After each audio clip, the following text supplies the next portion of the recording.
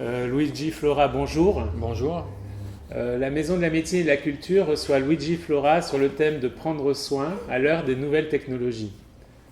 Luigi Flora, vous vivez avec la maladie depuis 25 ans. Vous êtes français, vous êtes chercheur et vous êtes l'un des concepteurs et acteurs du modèle de Montréal. Pouvez-vous nous raconter comment vous êtes devenu patient-chercheur ? Alors, ma manière de devenir patient-chercheur, en fait, c'est du pragmatisme. Moi, je me suis construit dans la vie avec la maladie, avec les équipes de professionnels de santé, parce que j'ai été confronté assez rapidement à des soins assez techniques, mais aussi avec d'autres malades. Donc, j'ai rejoint les milieux associatifs et en sociabilisant en fait mon savoir, je me suis retrouvé à un moment à rencontrer des gens qui m'ont dit que les idées que je portais auraient plus de crédit en milieu académique. Donc, je suis rentré à l'université par la validation d'acquis d'expérience. Et j'ai fait un premier travail justement sur les nouvelles technologies que j'ai eu l'originalité de réaliser avec une professionnelle de santé qui s'appelait Internet au service des malades chroniques. Quelle est la vision du modèle de Montréal sur le partenariat patient et quel est le rapport avec le numérique ? Alors pour parler de la vision de la relation, la nouvelle relation du modèle de Montréal, j'ai besoin de parler un petit peu de la genèse de ce processus. Ça a démarré à un moment où un doyen de fac de médecine visionnaire a demandé à un patient s'il souhaitait réfléchir avec les professionnels de santé sur la manière dont on formait les médecins. Donc il a ouvert les portes de l'université, il a ouvert un bureau juste à côté du sien et il lui a il a dit à toutes les commissions de travail que ce patient allait réfléchir avec les commissions de travail. Et donc Vincent Dumès, c'est son nom, a réalisé une revue de littérature et il se trouve que quelques mois auparavant, j'avais coproduit avec deux autres chercheurs une note de synthèse sur la construction et la reconnaissance des savoirs expérientiels des patients dans une revue qui s'appelle Usagers, experts, la part de savoir des malades dans le système de santé, qui se résume en fait à quelle est la place aujourd'hui du savoir du patient et du patient dans la société et dans le système de santé. Et on est parti à partir de ça et parallèlement à l'explosion de ces savoirs expérientiels, moi je travaillais sur le patient formateur et sur les compétences que développent les patients au fur et à mesure de la vie avec la maladie. Et c'est la jonction de ces deux savoirs-là qui a permis de rentrer en dialogue avec les médecins et les médecins pédagogues et qui a dégagé la vision.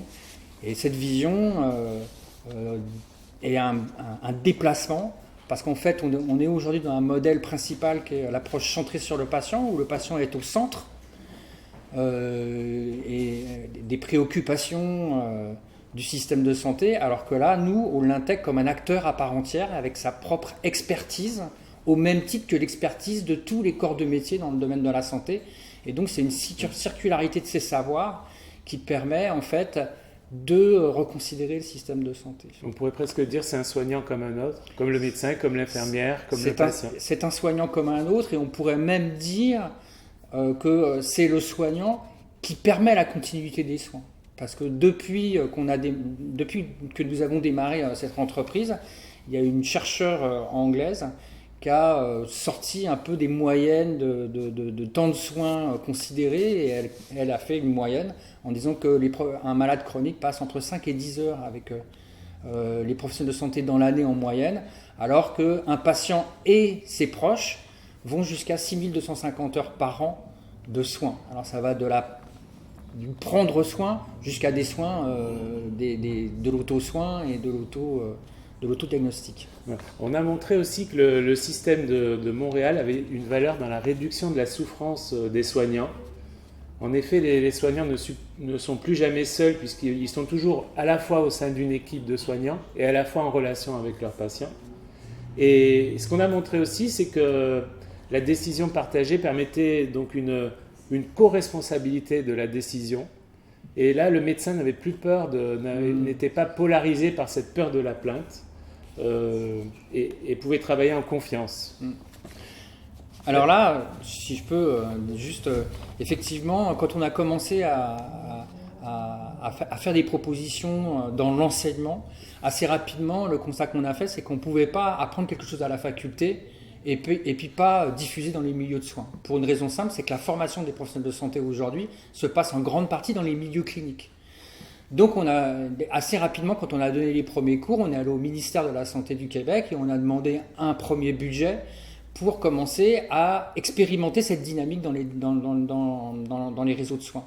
Et assez rapidement, on s'est rendu compte que en fait, ça donnait du sens au travail des professionnels de santé et on a intégré des questionnaires de qualité de vie au travail. Et c'est comme ça qu'on a fait émerger le fait que travailler dans ce modèle, ça donne du sens à toute l'équipe et donc ça réduit la souffrance.